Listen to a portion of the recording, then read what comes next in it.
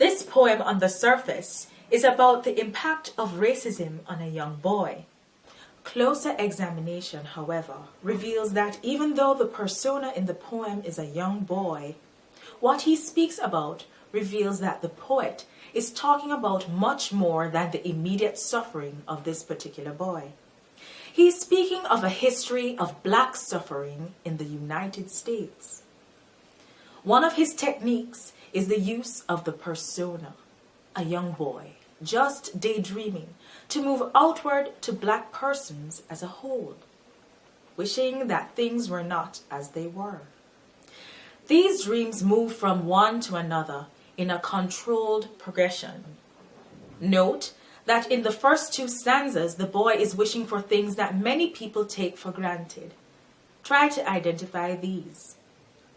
In stanza 3, he moves outward historically.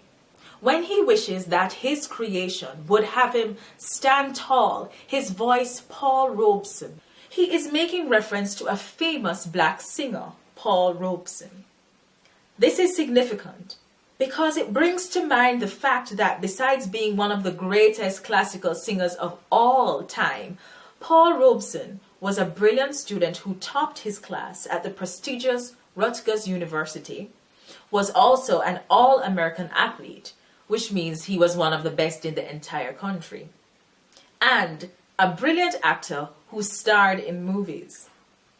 However, when he became involved in the civil rights movement, it marked the beginning of the end of his career, as he was systematically crushed.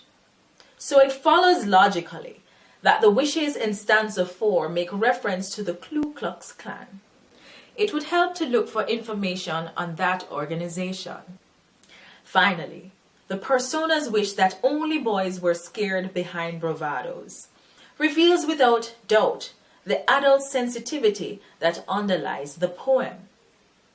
He wishes that it is only as a boy that he would have to hide his fear behind a brave exterior and acts of bravado, and that as a man he would not have to continue to do so.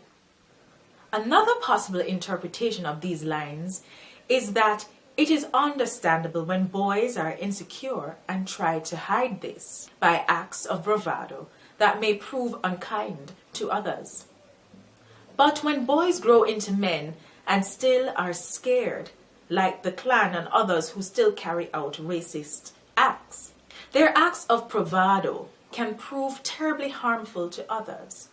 Another interpretation is that he wishes that when he becomes a man, he would not have to hide his fear behind bravado.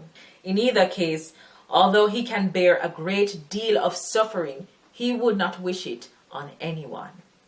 Finally, in examining the poet's technique, look at the repetition of I wish and consider the impact of this, especially considering the importance and immediacy of these wishes.